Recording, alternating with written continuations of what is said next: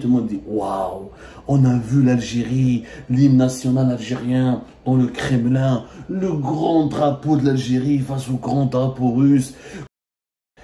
Ils sont en manque, les Algériens ont un manque de reconnaissance dans le monde. Nada.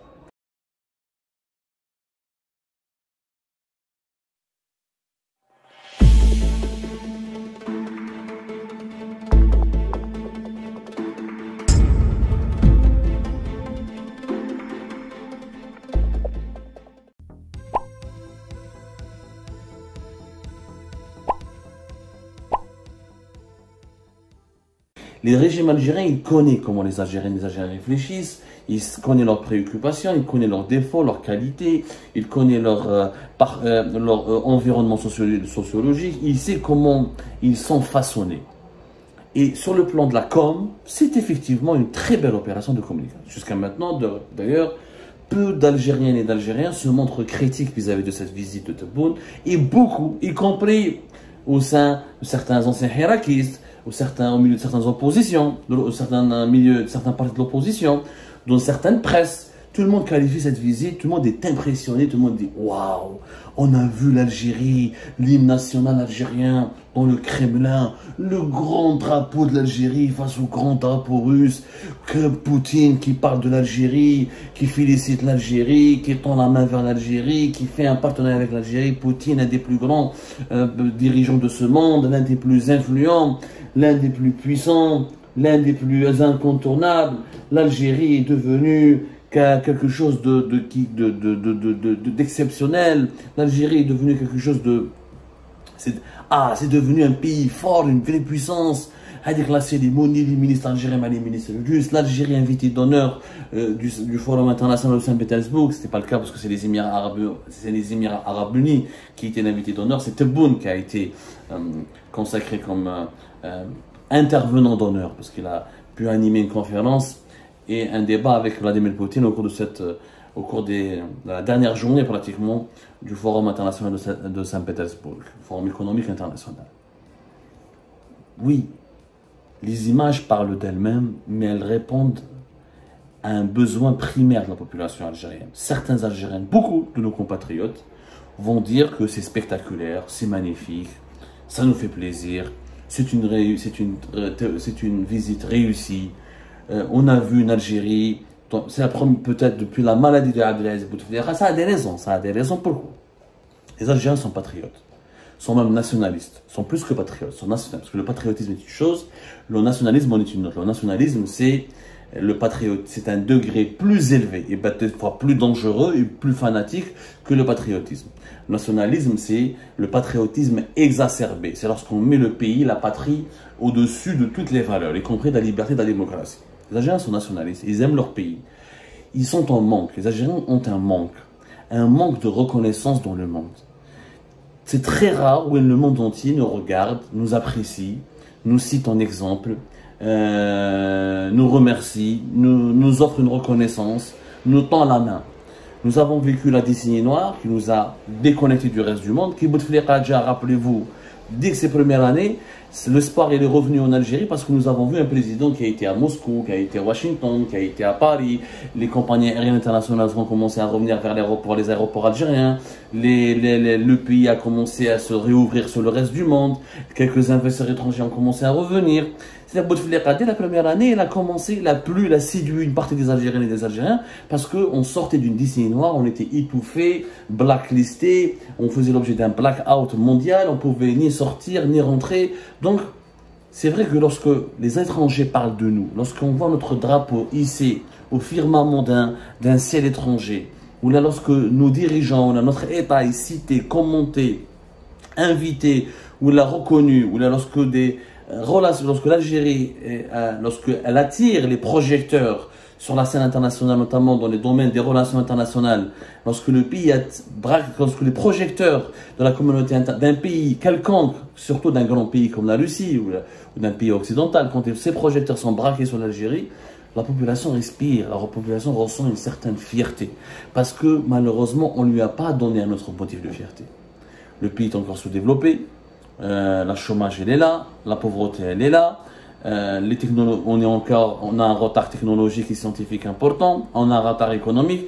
C'est-à-dire, mis à part le football et l'équipe nationale qui nous a, durant les 10 dernières années, voire les 15 dernières années, nous a donné énormément de motifs de bonheur et de joie et de liesse populaire, il y a eu très peu de moments où les Algériennes et les Algériens ont pu se sentir fiers de l'être, fiers d'être eux-mêmes, c'est-à-dire fiers d'être Algériens tout court.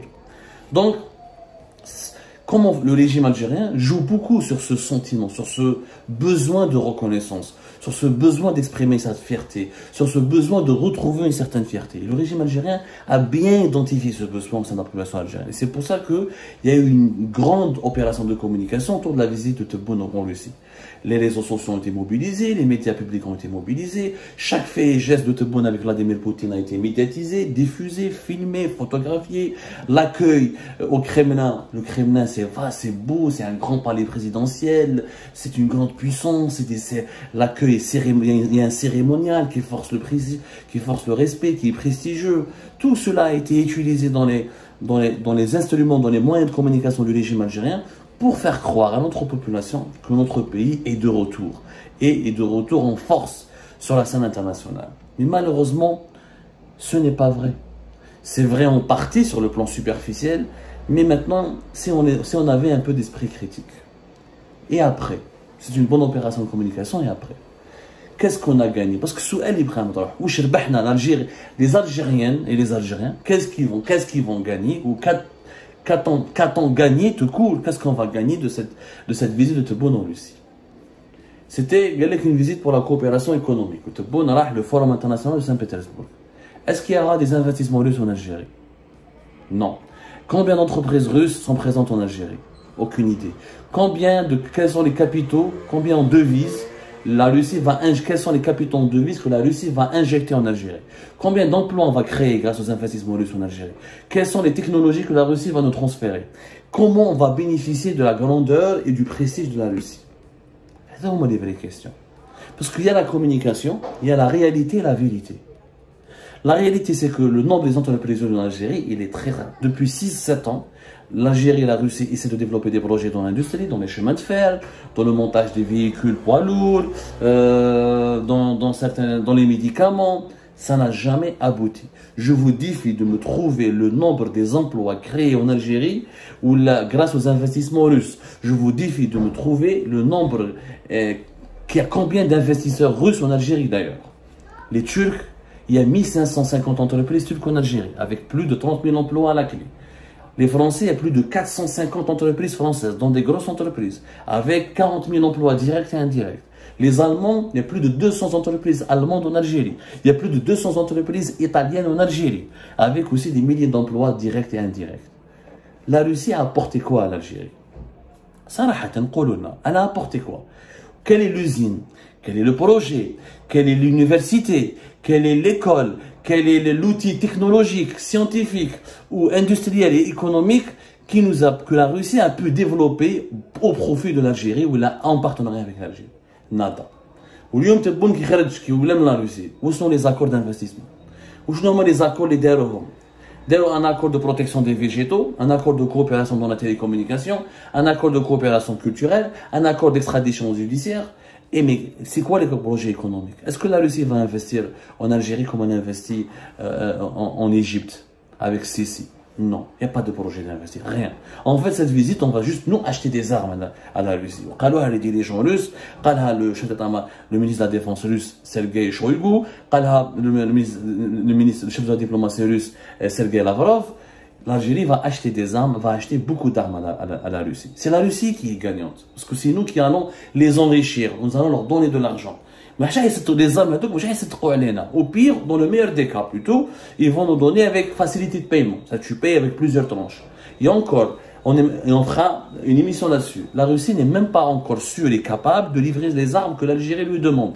Parce que la Russie est en pleine guerre, dans une guerre où elle patine, où le conflit s'enlise, qui dure depuis plus d'une année, et elle n'est pas en train de progresser militairement. Toutes les usines de l'industrie militaire russe sont tournées exclusivement vers les besoins de ce conflit. Donc on n'est même pas sûr qu'on pourra avoir et toucher ou recevoir cet armement dans les délais impartis qui sont nécessaires pour la préservation de la sécurité nationale. C'est une opération de communication, oui. Elle est réussie. Les images étaient belles, l'hymne national, le drapeau, la statue d'Ali Abdelkader fi Moscou. Mais ça ne va pas aider les Algériens à réduire le chômage, à lutter contre la pauvreté, à baisser la cherté de la vie, l'inflation, à développer le pays, à rattraper le retard technologique. On n'a pas de paiement en ligne, on n'a pas de paiement mobile, Internet est toujours lente. Notre pays reste sous-développé dans pas mal de domaines. Et ce n'est pas les investissements russes qui vont nous permettre de se développer. Tous les pays qui se sont développés, c'est grâce à des investissements occidentaux. La Corée du Sud, le Brésil, la Thaïlande, la Turquie elle-même. Je vous les exemples. Les plus gros investisseurs dans le monde sont le Japon, l'Allemagne, les États-Unis, la Chine maintenant, oui, la Grande-Bretagne, la France et le Canada et les autres pays puissances occidentales. Je ne dis pas qu'il ne faut pas être l'allié de la Russie, mais transformer cette visite en un grand succès pour l'Algérie, les Algériens et les Algériens, comme un tournant majeur dans notre histoire, c'est complètement fou.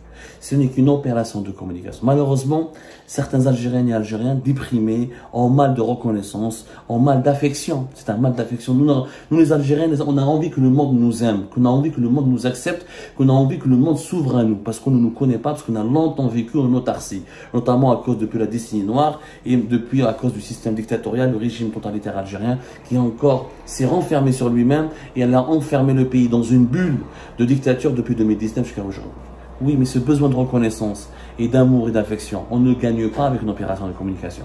On le gagne avec du travail, en développant le tourisme, en développant les relations internationales, en des projets de coopération réels, avec des investissements étrangers directs, avec des emplois qui sont créés, avec de l'industrie, avec du savoir, avec de la culture.